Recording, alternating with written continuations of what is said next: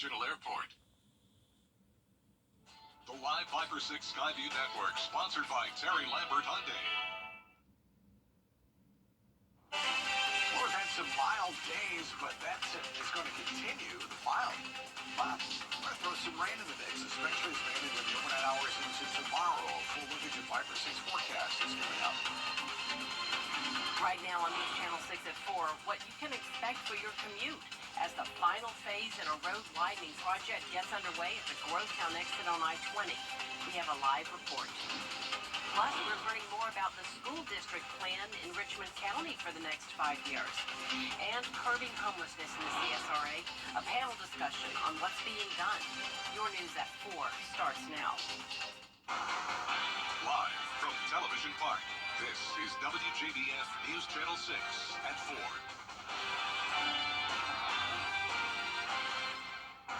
Good afternoon, everyone. I'm Jenny Montgomery. Thank you so much for joining us. Brad is off today. Coverage you can count on begins with the long-awaited final phase of construction at exit 190 in Columbia County. After a month of weather delays, it is finally underway. The exit and parts of neighboring roadways are closed for 4 days. Hannah Latier joins us live from Lewiston Road to give us updates. Hannah, that construction did start today at noon. That's right, Jenny, and crews are still out here right now getting everything cleared away to start construction on what will be a diverging diamond interchange. It will make it easier for cars to turn left on and off the interstate. The exit 190 interchange and overpass and parts of Lewiston Road and Horizon South Parkway are closed. The road work is putting drivers I spoke to today out of their way, but they hope the finished product will reduce traffic. This section needed some help with the traffic, so I mean, I understand, I hate that I couldn't go to the right, but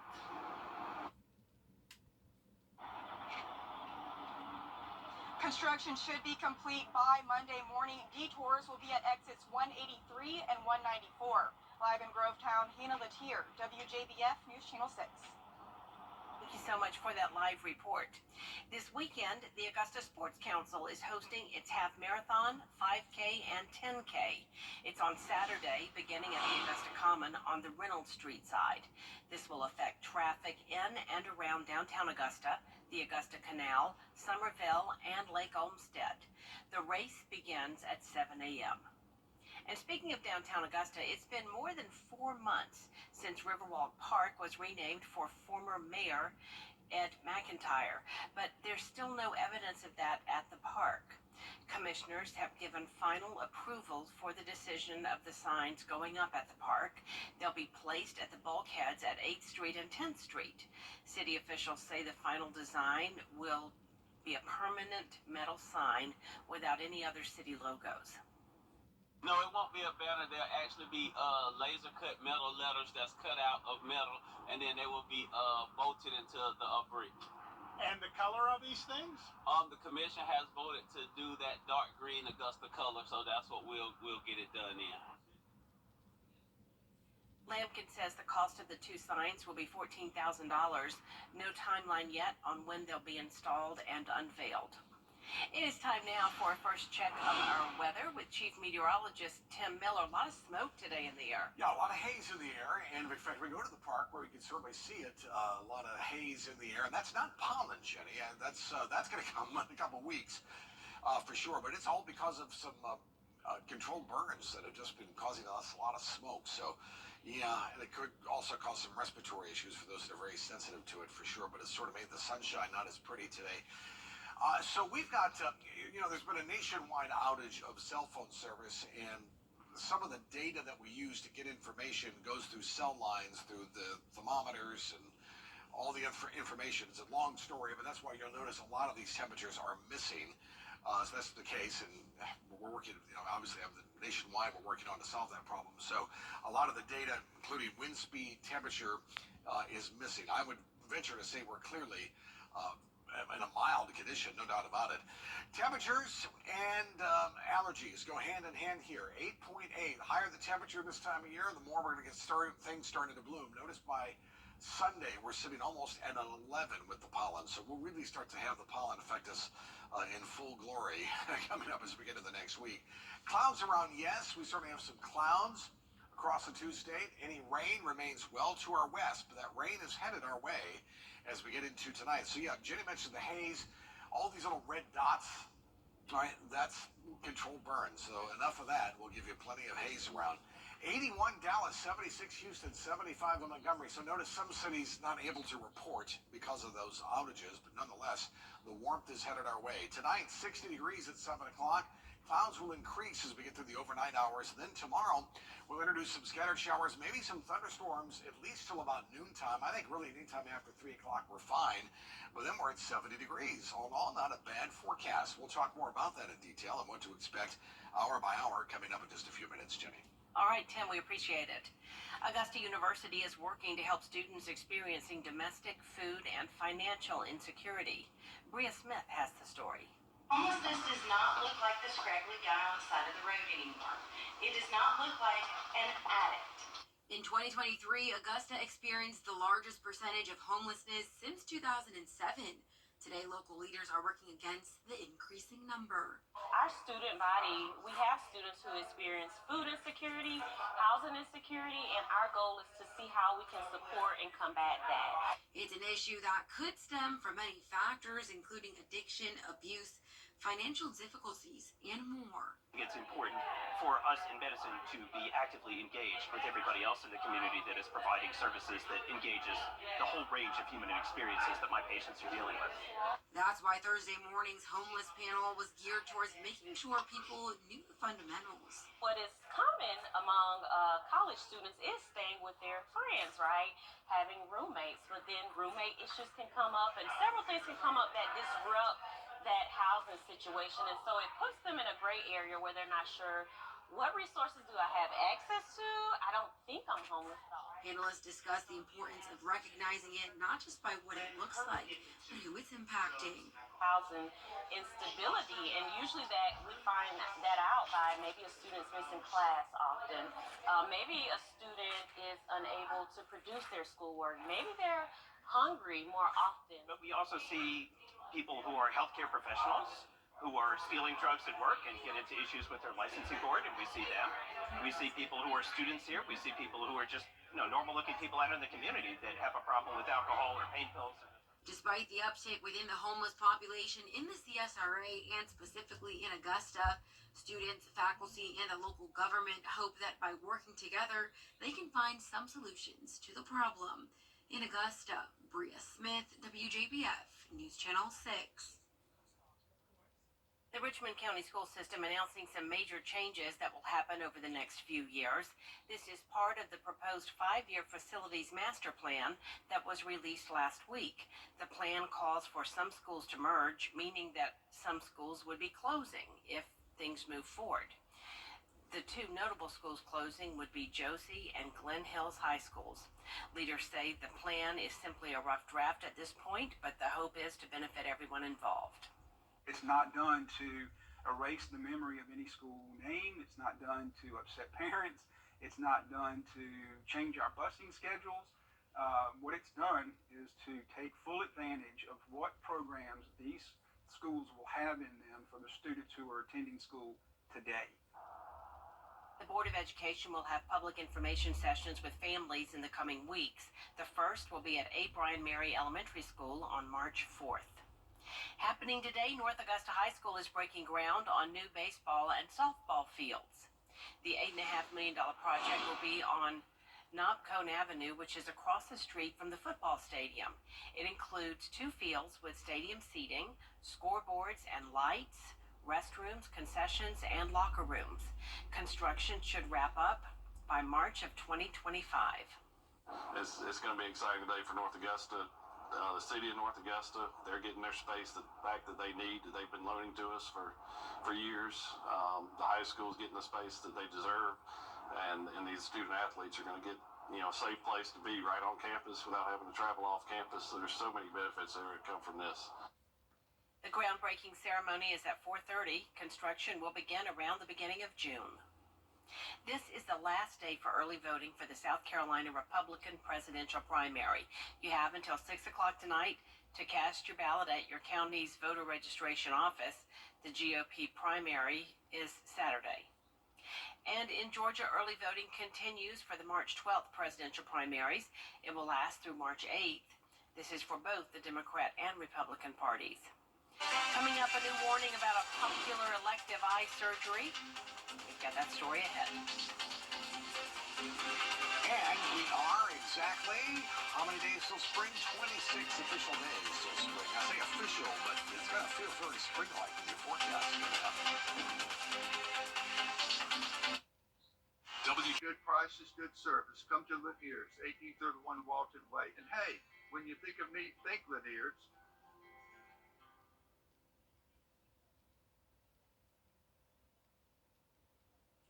A new warning about those popular eye color changing procedures. The concept could lead to vision loss and other complications.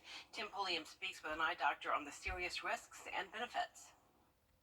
A new eye-popping beauty trend may be bad for your health, according to the American Academy of Ophthalmology. There are real medical needs for these devices because there are people who really are suffering. However, the more recent buzz has been about doing it for cosmetic purposes, and that has brought up all sorts of other questions.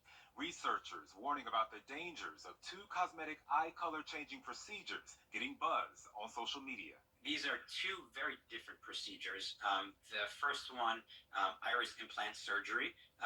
We actually make an incision into the eye and then actually insert a silicone implant that has a color and mimics the color of the eye. The second procedure is called keratopigmentation, or eye tattooing. What we do with that, we make either manually or with a laser an incision in the cornea to create a space, and then with that we inject dye into the cornea.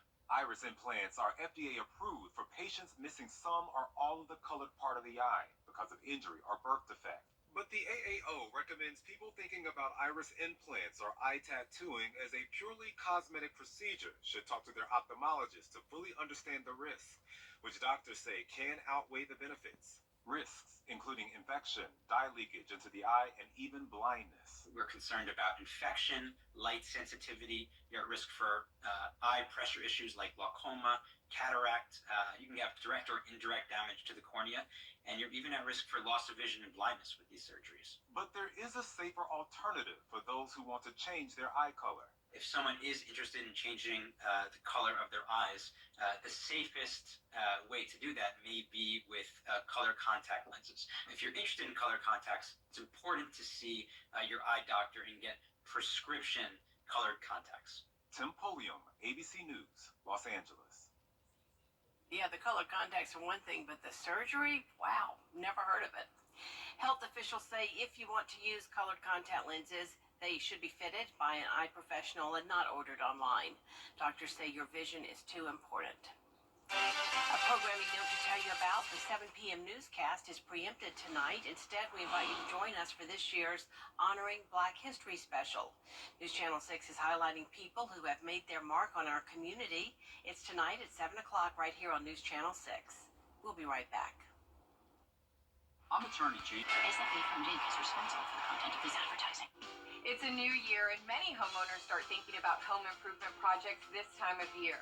Your roof is one of the most important investments for the security of your home, and thankfully, the professionals at Roof Savers specialize in roof rejuvenation, which will extend the life of your asphalt shingle roof by 5 to 15 years. I'm here with Russell Beckham, one of the owners of Roof Savers. And Russell, explain what roof rejuvenation is and the Roof Savers process. So, roof rejuvenation is the process of reintroducing the protective qualities to asphalt shingles, such as the flexibility, the granular adhesion, and also adding resistance to hail damage. Our first visit to a customer's home is to evaluate the roof.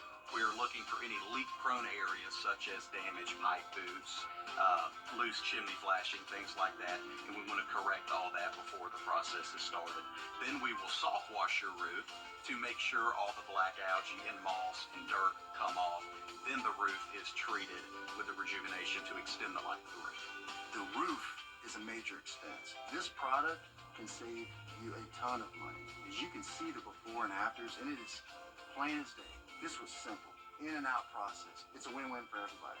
Please dial the number on your screen right now and extend the life of your roof by 5 to 15 years and save thousands of dollars in the process. Hear what other people are saying about roof savers? Use the keywords Roof Savers Georgia on Google and check us out online at myroofsavers.com. Now, your most accurate forecast with WJBF Live 5 for 6. All right, notice over the next 12 hours, as we head into the overnight hours, things get a little bit on the cloudy side and then get a little bit on the wet side towards the 3-4 o'clock hour. Temperatures will hold into the 50s, so certainly a mild night overnight. Increasing clouds throughout the afternoon. Notice we have a little bit of smoke. That's from some controlled burns all across the two states. That's why it's a little smoky and hazy outside. Rain, maybe even some thunderstorms early on Friday. I'm not expecting any severe weather. Then that moves on out. Sunny, a cooler weekend headed our way. But all in all, pretty nice, except for Saturday. It's going to be a little windy. And then guess what? Next week, a big warm-up. It'll feel every bit like spring. Let's talk about the winds. Tomorrow, they'll be gusting certainly maybe up to about 30, and then definitely 30 miles per hour. And maybe a little higher for Saturday. We'll lower it for Sunday and Monday. So this will be a gusty front that moves on through for sure. That's the front that's moving on through. Right now, the low is pretty much near Columbus, Ohio. And the high pressure that we've had off the Florida coast, giving us our southwest winds. And we have ourselves some nice temperatures today for sure. But here comes the front to appropriately put it into that by the time we get into Saturday time frame. So notice the showers and storms ahead of it. We'll have a little bit more moisture to contend with for tomorrow. Here's Futurecast, 11 o'clock tonight. Some clouds start to roll in and then some showers and some storms. But I mean, just a handful of which by 11 o'clock tomorrow morning, we can see some sunshine, but we're going to have all these gusty winds. So it'll be pretty breezy. And then this guy rears his head. This is a trough, and let's see what that does. That may give us some clouds for Saturday and maybe a shower or two. I think a majority of the showers will be east towards Columbia, but nonetheless, it still will be breezy for Saturday, and we'll carry that into Sunday where we'll be a little bit on the cooler side. So here's Futurecast, starts at midnight, and notice we're plenty cloudy, and then by early in the morning comes these showers.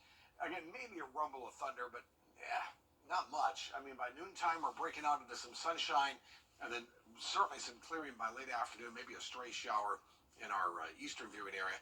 There is a marginal risk of severe weather for the Columbia area. So those that watch in Lexington County, you all are under that marginal risk of severe weather, but nothing across the CSRA. Notice maybe a quarter of an inch at best as far as rainfall is concerned, as this will be a fast-moving system. The story will be the wind, though, as we go through Saturday. There's Saturday at noon, 27 miles per hour, could get a gust up to about 30. As we get into late afternoon time, the winds will continue to be blustery all the way through early evening. So Saturday will be a windy day and noticeably cooler. Rain develops overnight tonight. Plans for this evening were fine. 52 Augusta, 53 in Aiken, 53 down in Sylvania. Tomorrow, the average high is 65. I think we'll hit 70, even though we'll have some rain in the morning, a little bit of sunshine. I think we'll have some pretty nice temperatures coming up for tomorrow. Notice the cool down as we go through the 10-day forecast. 66 Saturday, that's not bad, but breezy. 60 on Sunday, but that won't last long. Look at next week. We are in the 70s, and I'm here today to tell you that I believe Wednesday, some of us may see 80 degrees. That is such exciting news, Tim. I know, isn't it? All right, thank you. Coming up, preparing for what could be the first U.S. moon landing in more than 50 years. We'll have a preview next. WJBF News Channel 6 is honoring Black history. Join us as we salute the achievements, the creativity, and those who made a difference. Honoring Black history. Thursday, February 22nd at 7 p.m. Hey, neighbor. 7957. Over the years, thousands of people have gotten their hands on one. And who knows, you could be next. Win your very own Good Morning Augusta coffee mug at WJBF.com/coffee club. Sponsored by Honda Cars of Aiken.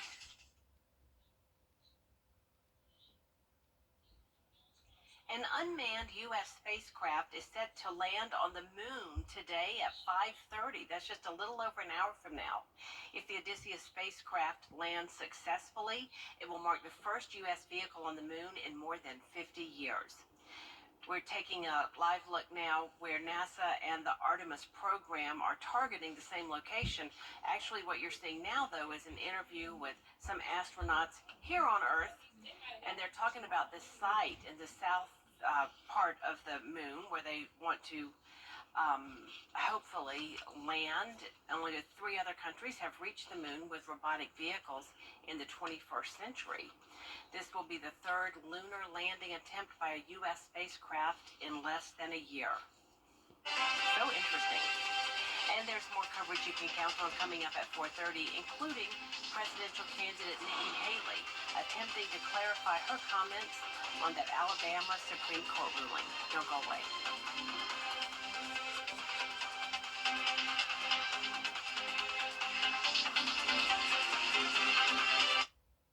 We're bringing the world to a